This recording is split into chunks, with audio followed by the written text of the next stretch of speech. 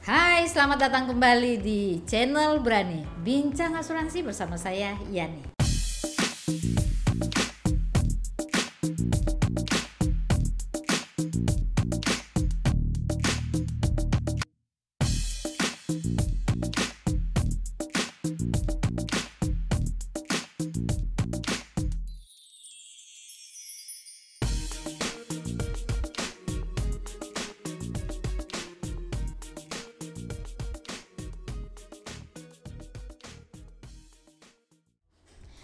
Ya, teman-teman, kita lanjut lagi ya masih dengan berbincang dengan Pak Seno. Mudah-mudahan saya masih bisa ngobrol asik kekenyangan. Kekenyangannya. Enak. Tapi enak kan? Dan Enak. manis itu pasti enak. Ya. Ya namanya manis yang enak, Pak. Oke, ini kan tadi sudah jelas banget bahwa tenaga pemasar, entah itu di bank insurance, entah itu di grup, entah itu di agensi segala macam tuh semuanya sebenarnya sudah dibekali, ya kan? Betul. Baik dari sisi knowledge-nya maupun dari sisi etikanya segala macam kan udah. Nah, tapi kan kenyataannya yang terjadi di lapangan banyak sekali kasus. Bukan semata-mata oleh tenaga pemasar sih sebenarnya, tapi kan yang namanya manusia ya punya keinginan-keinginan macam-macam ya. Kalau nggak punya kemampuan untuk memenuhi keinginannya, kadang-kadang ambilnya dari luar gitu kan. Nah, tapi kan tetap yang mendapatkan dampaknya adalah tenaga pemasar, Pak, karena mereka ketemu langsung. Nah, dan paling sebenarnya saya tahu yang paling kena dampaknya justru trainernya yang ada di ruang-ruang pelatihan. Karena pasti ditanyain gimana menyikapinya, Pak, kayak gitu. Misalnya nih, kita sebut aja lah di sini ya. Contoh kasus yang terjadi di Bumi Putra Jiwasraya misalnya. Terus di Wana Arta yang kemarin masalah banyak sekali ya. Itu saya buka karena saya sebenarnya waduh, bukunya nggak dibawa ke sini ya, kan kita ada buku ya, nanti dikasih ya. Nah, ya, jadi pasti teman-teman agent kan bermasalah tuh di lapangan ketemu itu, dan itu pasti dibawa ke ruang kelas, betul nggak, Pak? Dan ditanyain sama trainernya, gimana nih, Pak, gitu. Nah, biasanya gimana, Pak? Iya, harus diakui ini justru itu tantangan terbesar trainer itu kan. Itu ya. Harus memberi jawaban yang realistis terhadap yang ditanya, tapi juga nggak boleh bluffing, nggak boleh membual kan. Betul. Biasanya dalam hal seperti itu para trainer menunjukkan hal yang sifatnya realistis dengan data statistik. Misalnya yang sering umum kan, Pak, mungkin ada kejadian yang sama nggak yang akan kita alami dengan apa yang terjadi di luar sana, gagal bayar, default, wan prestasi dan sebagainya. Pada umumnya kalau di pelatihan itu diajarkan untuk ya Anda harus mengajukan bukti kepada nasabah Anda dengan misalkan laporan keuangan perusahaan yang menunjukkan bahwa perusahaannya sehat atau enggak, bukti-bukti pembayaran klaim masa lalu yang sempat dipublikasi.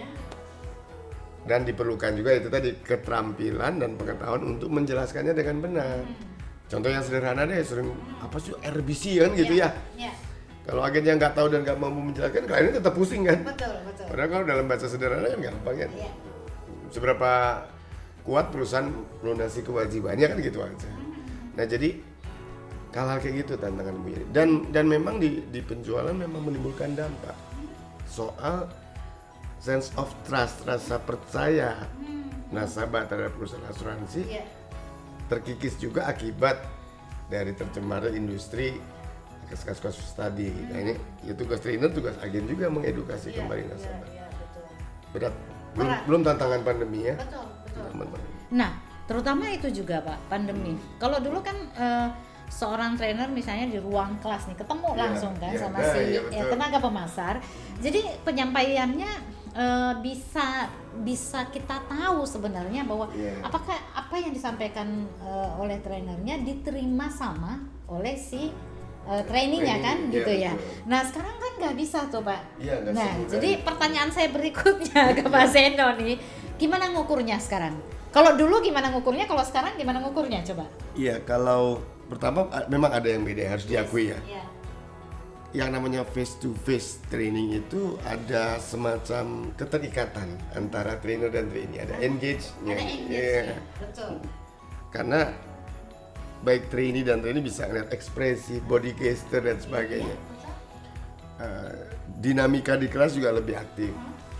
Sekarang kan lewat virtual yang kadang-kadang juga ada gangguan internet, sinyal. belum lagi tiduran nggak kelihatan. Iya. Trainingnya tiduran gitu ya. Kita ngobrol, trainernya ngobrol, Iya. ngobrolnya sama tembok. Iya, makanya. Kalau alat ukur sih sebetulnya secara prinsip sama ya. Contohnya kalau kita mau mengukur bagaimana reaksi trainee di dalam pertemuan training tadi, baik lewat virtual maupun face to face, umumnya disebarkanlah kuesioner kan ya, feedback pasca training. Kalau kita mau mengukur mengenai penyerapan pengetahuan di dalam kelas, umumnya dikeluarkanlah pre-test atau post-test. Cuma bedanya kalau dulu, kalau yang face to face kan dibagikan lembaran soal dikerjakan. Sekarang udah agak modern kan ya, bisa lewat link, Google Drive, Google Form. Cuma yang sulit dengan yang juga menjadi tantangan pada era virtual tuh, kalau mau ada aktivitas yang lebih di kelas, ya, mungkin dinamika kelompok, grup diskusi, role play, itu ya apa ya, tantangannya enggak metode itu. Training yang dilakukan itu yang repot ya, itu tantangan sendiri. Jadi mungkin diperlukan aplikasi khusus yang saya kira sudah ada juga sekarang kan, yang udah membagi-bagi grup ya. Kemudian nanti disatuin lagi. Gitu, Nah kadang-kadang malah tantangannya di trainingnya. Iya betul bisa kan? nggak menggunakan Iya itu? bisa nggak? Orang sekarang aja pakai, kita boleh nyebut merek ya di sini. Iya, boleh silakan aja. Ya mau silakan. pakai Zoom aja, saya jumpai trainee yang mau ganti namanya, ganti akun name, apalagi munculkan kamera nggak ngerti. Nggak ngerti. Jadi istilahnya boro-boro kita bisa ngeliat wajah dan videonya, nggak bisa. Ya mesti dimaklumi, mesti bersabar, ada proses. Apalagi kita tahu bahwa tenaga pemasar itu kan background pendidikannya beda-beda ya Pak. Beda-beda, dan Usianya juga kadang range-nya luas loh Pak. Iya, Iya benar ya.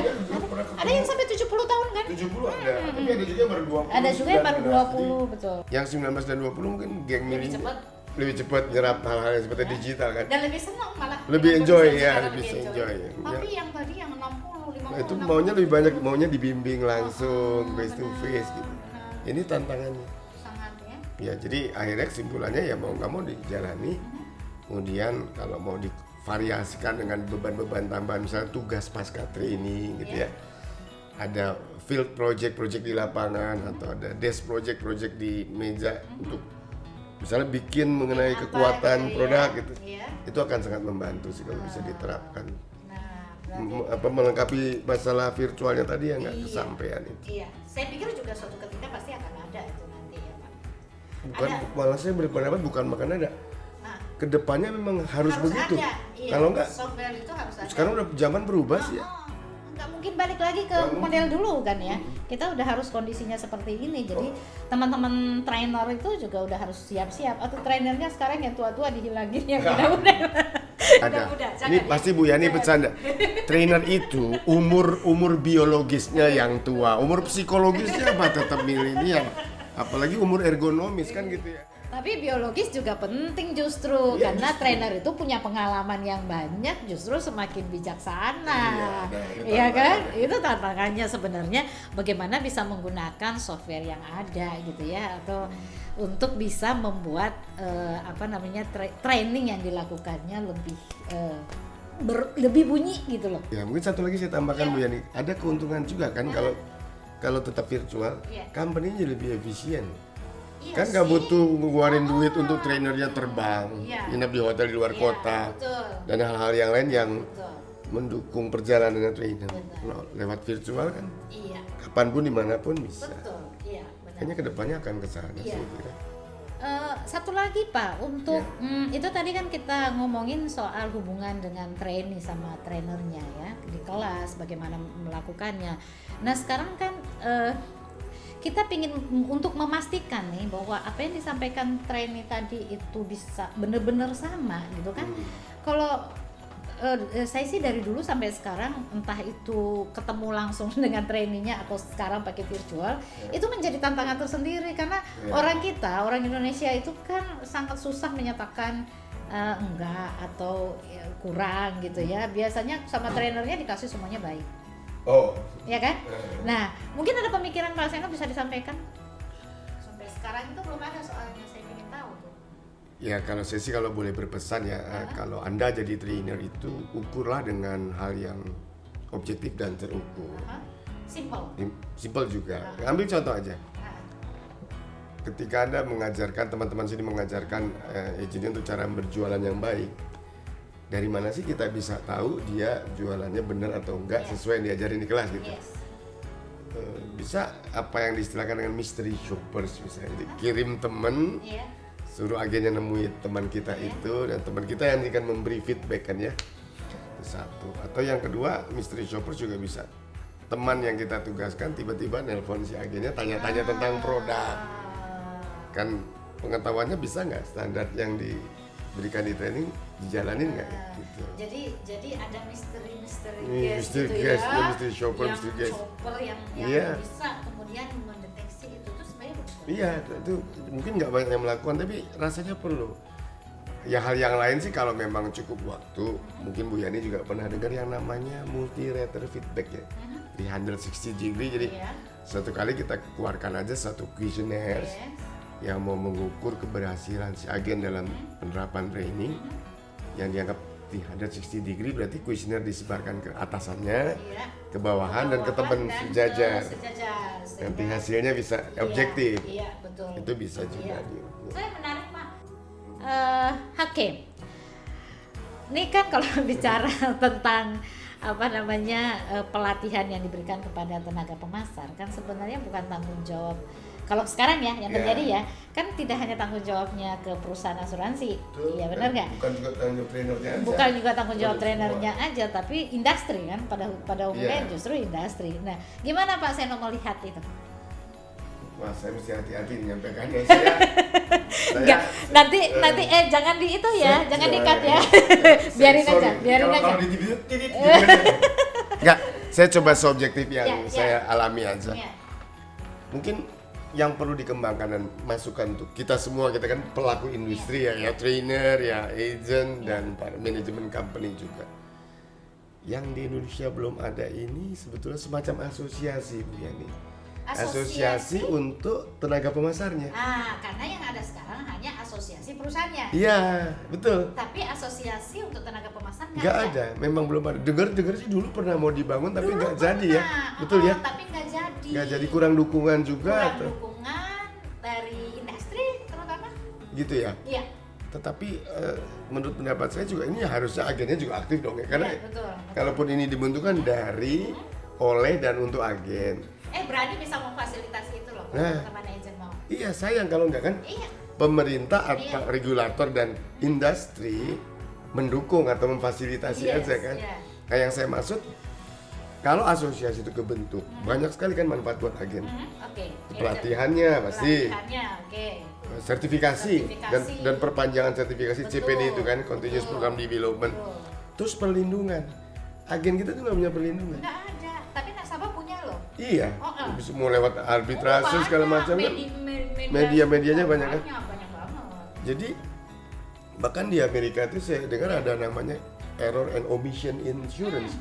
Ada jenis asuransi yang melindungi si agen. Iya. Nah, itu kan yang nggak ada. Betul, kalau ada asosiasi seperti itu mungkin sangat mendukung bukan hanya tadi pelatihan ya. Betul. Pengembangan diri agen di masa depan. Sendiri dan juga private agent akan semakin kelihatan Pak. Jadi kayak misalnya nih kan sebenarnya posisi agent itu kan adalah profesi yang sama dengan dokter, sama dengan lawyer. Dokter punya asosiasi, lawyer punya asosiasi. Financial planner aja yang di Indonesia baru dikenal belakangan ini, ya kan? Sebenarnya lebih belakang dari agent. Udah punya. Nah, betul. Dan sementara si agentnya nggak punya asosiasi itu. Soal nama kan bisa apa saja ya, asosiasi kagenan atau gitu ya. Menarik itu Pak. Iya, kayak di Amerika kan apa? Di Amerika National Association of Life Underwriter, NALU. Iya, betul. Kita dengar di Singapura, Malaysia sudah ada. Di Indonesia nggak, bayangkan Malaysia ada. Malaysia ada. Indonesia nggak ada. Iya. Gimana? Jadi teman-teman YouTuber ini saya bersaksi kalau memang Bu Yani bersemangat memfasilitasi itu, kita dukung Bu Yani ya. Dan itu harus. Saya dukung aja. Dan itu harus. Biar Bu Yani yang repot nanti. Kita jadi penonton ya. Gak apa-apa, bersedia saya soalnya kan ngelihat ini untuk kepentingan profesi sih sebenarnya. Jadi udah berapa ya? Waduh Pak, sekarang ada dong Pak orang yang kalau salah terakhir udah 500 ribuan ya. Oke, oh iya. Itu kan bisa jadi anggota semua. Sangat Pak. Dan meskipun sebenarnya kita juga tahu bahwa sebenarnya ada asosiasi agen-agen yang berhasil yang kita sebut MDRT itu, tapi itu internasional, nggak ada yang khusus untuk di Indonesia itu, misalnya ya memang nanganin seluruh, itu kan terbatas hanya agen-agen yang berhasil aja. Padahal kan sebenarnya berhasil dalam hal ini kan dari sisi ukurannya adalah penghasilannya ya.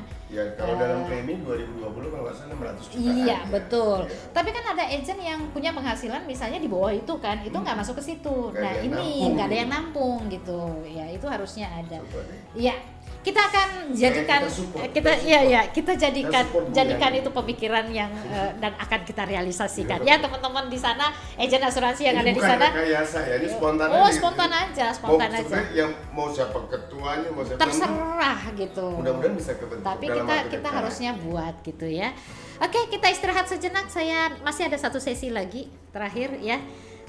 Pak Seno mau makan apa lagi atau mau minum sesuatu silahkan Pak. Oke.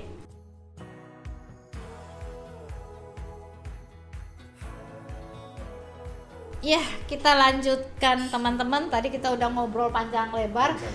Iya, dan saya sebenarnya banyak dan saya sebenarnya masih pingin mengelaborasi lebih jauh. Mudah-mudahan kita punya kesempatan nanti, dan teman-teman saya pikir juga pingin tahu lebih jauh tentang itu. Mungkin trainingnya satu persatu tadi yang dasar itu seperti apa bisa dijalani, dibedah satu persatu, iya kan, supaya teman-teman bukan hanya pada saat, karena kan terbatas tuh masuk trainingnya sekali dua kali gitu loh. Nah kalau didengar dari Brani kan bisa diulang berkali-kali sehingga akan lebih memudahkan teman-teman di sana untuk bisa memahami Pak Seno gitu loh. Nah selain itu Pak Seno, saya ini Brani itu punya, kemarin udah kita sampaikan sih sebenarnya ya, bahwa Brani itu ada toko bukunya gitu. Nah, tahu sih. Ya, nah toko jualan buku dalam arti untuk menambahkan literasi buat teman-teman tenaga pemasar khususnya. Nah, buku nih saya mau kasih lihat satu buku, tapi dia sebenarnya isinya 3. Ini namanya 3 buku ini. Satu series ya sebenarnya harusnya, tapi nggak masalah sih juga satu persatu dipahamin, karena kalau sekali dibaca pusing juga bacanya ya Mbak ya, tebal kayak gini. Nah ini satunya yang putih ini judulnya adalah Robohnya Asuransi Kami Pak Seno. Robohnya asuransi kami ini sekarang ini kan kasusnya ada Jiwasraya, ada Bumi Putra. Nah ini bicara satu tentang Bumi Putra, satu tentang Jiwasraya. Disebut kami, penulisnya dari kalangan internalnya itu? Iya, kenapa kami? Kenapa kami? Karena ini dianggap bahwa ini adalah benar-benar asuransi Indonesia nasional gitu loh. Robohnya asuransi kami ini orang nasional. Iya, kami ini orang nasional sekali ya, nasionalis sekali. Sehingga kemudian ini dibuatlah. Yang penulisnya ini namanya Pak Irfan Raharjo. Ya, Pak Irfan ini kita tahu adalah orang yang ya zaman dahulu ya.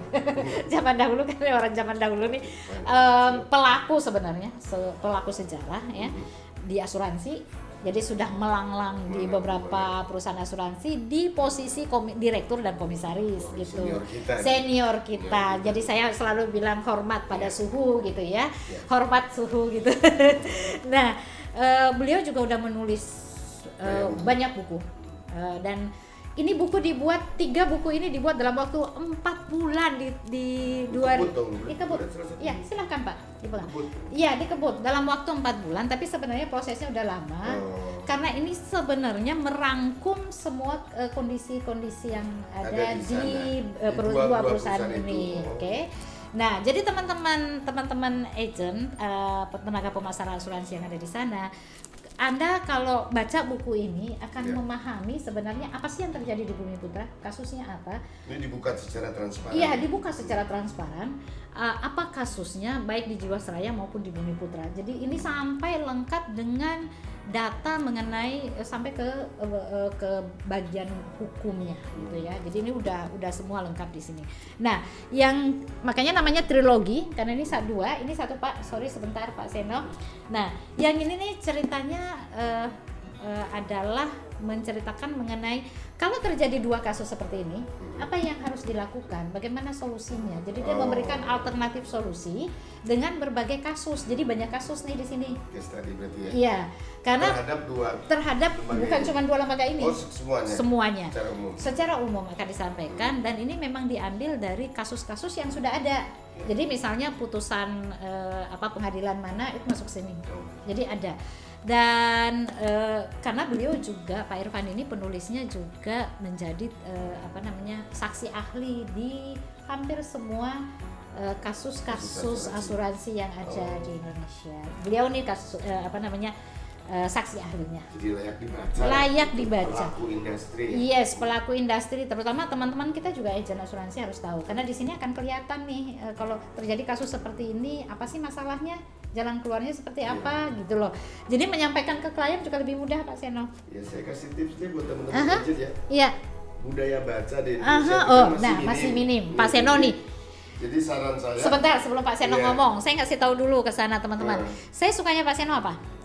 Ngasih satu wawasan ataupun dalam bentuk training atau apapun ya, baca dan seterusnya, itu biasanya dalam hal yang kompleks bisa disederhanakan, sistematis, itu Pak Seno yang bisa ngasih ya. Belajar dari senior-senior juga, Bu. Ya. Kita harus KISS gitu. Nah, betul. Keep it short and simple. Gitu. Nah, iya. Dan itu yang saya suka banget. Jadi teman-teman boleh dengerin apa kata Pak Seno. Ya, saran saya gini aja, kalau memang malas baca, kalau buku ini terdiri katakanlah 20 bab, kumpulin aja 20 tenaga pemasaran, baca masing-masing 1 bab. Terus diskusi. Adakan pertemuan lewat Zoom, bedah buku. Tuh. Ya kan 1 bab diringkas lagi aja by pointers. Baca buku segini kan malas lagi. Betul. Jadi itu caranya. Jangan kayak saya ya Pak ya, saya dibantal gitu kan, buka 1 halaman, saya tertidur, bangun lagi, baca lagi 1 halaman, tapi habis juga. Oh enggak, Bu Yani yang saya tahu itu kan udah punya asisten namanya Indira. Indira yang membacakan, Bu Yaninya sambil tidur, pokoknya dongeng sebelum bobo. Kok tahu sih Pak? Iya kayaknya gitu. Coba Indira bab 2. Itu isinya apa gitu ya? Itu isinya apa? Kamu baca coba gitu. Jadi cara lain juga, jadi agen yang kayak komisi gede bayar asisten untuk bacain, benar. Terus buat ringkasannya, betul. Diambil sarinya aja. Iya, benar. Cara yang paling mudah ya. Oke, itu yang ini ya seri ya. Terus ini lagi satu lagi, ini adalah studi kelayakan bisnis. Ini buat teman-teman yang sudah membangun bisnis di asuransi, ini sangat bagus untuk bisa melihat visible dari bisnisnya itu. Itu sih, jadi ini lebih detail banget, ini malah sampai hitung-hitungannya gimana dikasih loh Pak, sampai hitung-hitungannya segala macam. Hitungan dalam arti hitungan bisnisnya seperti apa, dianggap visible atau enggak, layak atau enggak gitu loh. Jadi itu ada ukuran-ukuran indikasi keuangan juga. Iya, ada ukurannya, karena memang yang menuliskan adalah doktor yang bidang keuangan. Ya, Pak jadi Pak, betul. Siti, ya? Yes. Iya memang bidangnya. Iya, itu dokter dua-duanya. Kalau kita kritik oleh keuangan. Iya, benar. Tapi itu penting banget buat seorang pebisnis gitu ya, karena banyak kita tahu bahwa teman-teman yang mendirikan agensi gitu ya, itu kan kadang-kadang tidak diawali dengan itu, tapi biasanya secara trial and error, trial and error, learning by doing aja. Harusnya sekarang sudah mulai lebih profesional untuk menangani itu. Simple. Iya, nggak susah. Iya, betul. Dan dia ngasih contoh-contoh sih sebenarnya, contoh-contoh case ya. Dia kasih contoh-contoh case. Oke. Terus yang ini Pak, ini nih berkaitan sama sebenarnya dengan undang-undang Cipta Kerja yang saat ini yang lagi heboh. Lagi heboh. Sampai demo-demo. Di sini ada sudah diralat undang-undangnya. Betul, di sini penulisnya ada Pak Hotbonar juga. Ya. Ya, direktur di kampus dulu. Direktur BPJS ya. Iya. Kan kita tahu kan sekarang jaminan, iya juga ada ahli jaminan sosial di sini Pak yang nulis. Siapa? Ada namanya Pak Ahmad Anshori. ya. Sudah Iya, iya benar. Dewanya jam sostek. Iya, betul. Nah, ini karena kan kita tahu bahwa jaminan sosial di kita dulu ya itu cuma 5. Kalau kita ingat ada jaminan kematian, ada jaminan kecelakaan kerja, kemudian ada jaminan kesehatan, terus ada jaminan hari tua, ada jaminan pensiun. Nah, dengan Undang-Undang Cipta Kerja sekarang ini itu ditambah 1 jaminan kehilangan pekerjaan. Ya, jadi 6. Nah, ini dikupas sih sebenarnya di sini. Ya. Nanti tapi ini masih kurang. Tapi baru ide kan? Ini enggak. Jaminan kehilangannya belum diterapkan. Udah Pak, udah nanti ini Maret ya, apa April akan diberlakukan. Ya, jadi teman-teman udah bisa tahu dan kaitannya dengan apa? Kenapa saya kasih lihat ini dengan teman-teman tenaga pemasar asuransi? Karena dengan mengetahui ini teman-teman akan tahu bahwa peluang untuk menjual asuransi di masyarakat itu sangat-sangat terbuka dan akan kelihatan tuh peluangnya semakin besar.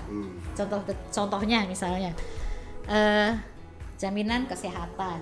Kan BPJS kesehatan tuh memberikan sampai kelas 1 kan? Ya. Nah, nanti akan di-cut loh sampai turun sehingga yang kelas 1 dan VIP itu adalah betul, itu adalah peluang untuk teman-teman, ceruk pasar buat teman-teman agent. Nah, kalau yang ini dari buku dari Komunitas Penulis Asuransi Indonesia. Ya. Ya, di sini kebetulan saya ada. Nah, yang saya tulis di sini tuh kaitannya tadi apa yang diceritain oleh Pak Seno. Jadi kalau mau tahu gitu ya, detailnya juga ada di sini gitu dan kebetulan saya yang menuliskannya. Judulnya 21 hari untuk berubah. Pingin nyampein kepada teman-teman belajar karena tadi Pak Seno bilang kalau dulu ketemu langsung dengan agentnya, dengan tenaga pemasarnya, sekarang lewat virtual. Yang kelihatannya sulit di awal, tapi tenang, sebenarnya manusia itu bisa melakukan perubahan dalam waktu butuh hanya 21 hari untuk bisa merasakan hal yang sama seperti dulu. Jadi nggak usah khawatir sebenarnya, Pak. Oke, gitu Pak Seno, ini adalah buku-bukunya. Teman-teman silakan kalau mau pesan di sini ya. Di bawah ini Pak Seno, ada tulisannya di sini. Lengkap, harus berhubungan dengan siapa? Indira ya. Ada Indira. Oke, itu dulu yang kita ingin share pada kesempatan ini dan kita janji, Pak Seno juga janji dong akan datang kembali ke channel Berani. Insyaallah, ya, siap. karena kita akan elaborasi lebih jauh, gitu, lebih dalam lagi karena tadi kita baru kasih permukaannya, ya, dan kita akan elaborasi lebih jauh lagi. Oke, terima kasih banyak loh Pak mau datang ke sini meluangkan waktunya demi teman-teman yang ada di sana, gitu ya. Semangat. Semangat. Oke, simplify your life with life insurance. Sampai jumpa.